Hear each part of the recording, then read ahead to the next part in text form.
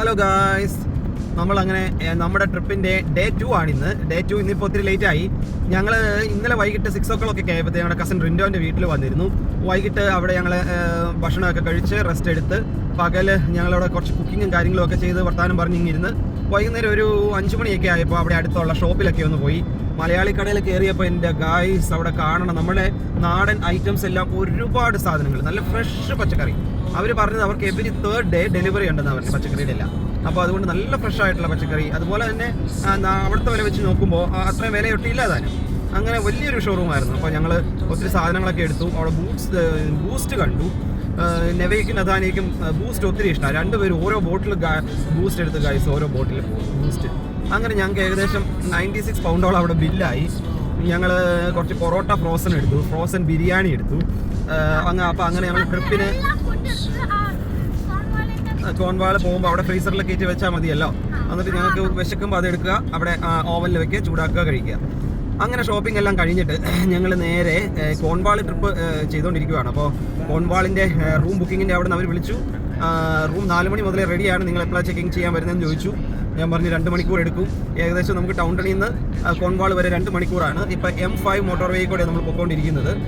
95 mile ഇനിയും balance ഉണ്ട്. 1.5 മണിക്കൂറും കൂടെ ഞങ്ങൾക്ക് എടുക്കും അവിടെ എത്താൻ. അപ്പോൾ M5 മോട്ടോർ വേയിൽ പല സ്ഥലങ്ങളും റോഡ് പണി നടക്കുന്നതുകൊണ്ട് അല്പം സ്ലോ ആയിട്ടാണ് പോകുള്ളൂ. ഇപ്പോൾ നമ്മളൊരു ആവറേജ് സ്പീഡ് ലിമിറ്റ് സോണിൽ കൂടെയാണ് കടന്ന് പോയിക്കൊണ്ടിരിക്കുന്നത്.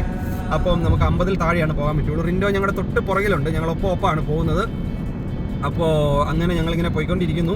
ഏകദേശം സമയം കാണിക്കുന്നത് 7:30 ആകുമ്പോൾ കോൺവാൾ എത്തും എന്നാണ്. കോൺവാൾ പോകുന്ന റോഡ് വളരെ മനോഹരമായ റോഡാണ്. അൺഫോർച്ചുനേറ്റ്ലി ഞങ്ങൾ ഇറങ്ങിയപ്പോൾ ഇച്ചിരി ലേറ്റായി. അതുപോലെ തന്നെ സൺസെറ്റ് അറിയാമല്ലോ, ഇവിടെ 6 മണിയാകുമ്പോൾ സൺസെറ്റാണ്, ഓൾമോസ്റ്റ് സൺസെറ്റാണ്. അതുകൊണ്ട് ഇപ്പം തന്നെ മൊത്തം ഇരുട്ടാവും. ഞങ്ങൾക്ക് അങ്ങനെ അങ്ങ് ആസ്വദിച്ച് പോകാൻ പറ്റില്ല. എനിവേ തിരിച്ച് വരുന്നത് ഒരു ഡേ ടൈമിലാണ് വരുന്നത്. അപ്പോൾ ആ സമയത്ത് നല്ല കാഴ്ചകളെല്ലാം നിങ്ങൾക്ക് കാണിച്ചു തരാം. അപ്പം ഓക്കെ ഗൈസ്, അപ്പോൾ അത്രയേ ഉള്ളൂ. അങ്ങനെ ഏകദേശം രാത്രി 8 മണിയോട് കൂടിയിട്ട് ഞങ്ങൾ പിറാമിഡോസ് റിസോർട്ടിലെത്തി. അപ്പോൾ അതിൻ്റെ മെയിൻ എൻട്രൻസിലായിട്ടാണ് നമ്മൾ എത്തിക്കൊണ്ടിരിക്കുന്നത്. അപ്പോൾ അവിടെ വലിയൊരു ഗ്രീൻ ഗേറ്റ് നമുക്ക് കാണാം. രാത്രി 11 മണി വരെ ഈ ഗേറ്റ് ഓപ്പൺ ആയിരിക്കും. 11 കഴിഞ്ഞാൽ അവരെ ഗേറ്റ് അടയ്ക്കും.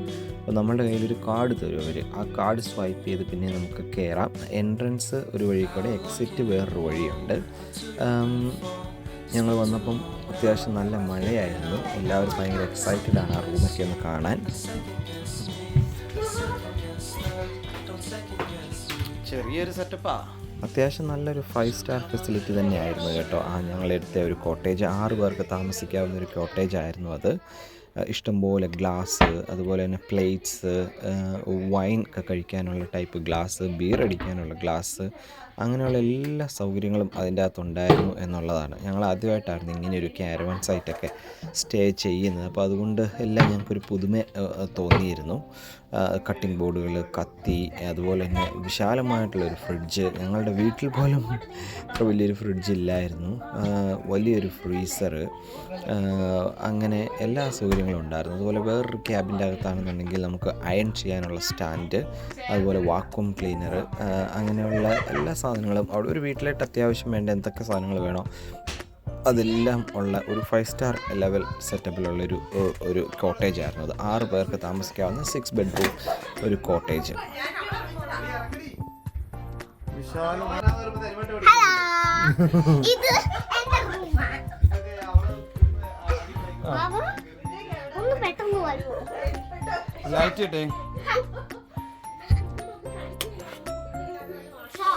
ഇവിടെയാണ് ഷോ ഷൂട്ട് എടുക്കണേ.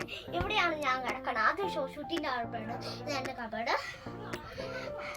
ഇത് ഞങ്ങൾ ഷെയർ ചെയ്യുന്ന കബേർഡ്. അടിപൊളിയാണല്ലോ.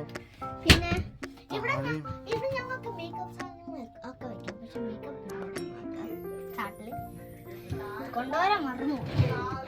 ഇവിടെ ഒരു കബേർഡ് ഉണ്ട്. മേ ബി ഞങ്ങളുടെ ഡ്രസ്സ് വെച്ചായിരിക്കും. ഓക്കെ, ആ കബോർഡിൽ എന്ത് വെക്കും? മുകളില് ഈ കബോർഡില് ഉടുപ്പ് ഒക്കെ എന്തെങ്കിലും വെക്കാം. ഇതിലും ഉടുപ്പൊക്കെ വെക്കാം. എന്നിട്ട് ഞാൻ ഈ സെക്കൻഡ് റൂം കാണിക്കാം. എനിക്കറിയില്ല. ഇത് വിൻഡോ ചാച്ചിന്റെ ആഷ്നാന്റിന്റെ ബേസിക്കലി ബെഡ് ടുഗദർ ആക്കണം. ഇത് അവരുടെ കബേർഡ്. ഇത് അവരുടെ ഇത് കബാർഡ് ഉടുപ്പൊക്കെ വെക്കാം. അവരെന്താ വെക്കണേന്ന് എനിക്ക് പോലും അറിയില്ല.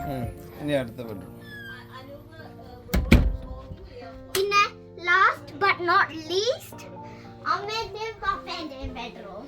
അവരുടെയാണ് biggest bedroom, which is not fair, and they have a TV. Look, they have a TV, which is absolutely not fair.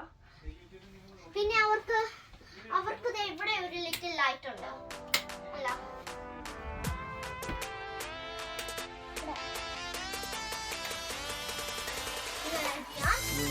പിന്നെ ഇവിടെ അവരുടെ സൈഡിൽ ഒരു കബോർഡ് ഉണ്ട്. പിന്നെ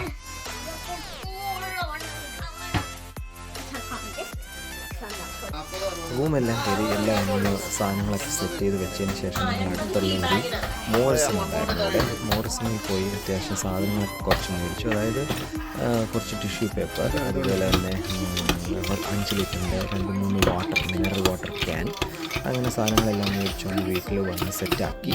എന്നിട്ട് ഞങ്ങൾ റിൻഡോൻ്റെ ഒരു സ്പെഷ്യൽ മൊഹീറ്റോ കോക്ടെയിൽ അടിച്ചു. എന്നിട്ട് ഞങ്ങളൊരു സിനിമയൊക്കെ കണ്ട് മാർക്കോ മൂവി ഞങ്ങൾ കണ്ടു. അവിടെ വെച്ച് മാർക്കോ എല്ലാം കണ്ട് അന്നത്തെ ദിവസം ചിയേഴ്സ് അടിച്ച് കിടന്നുറങ്ങി.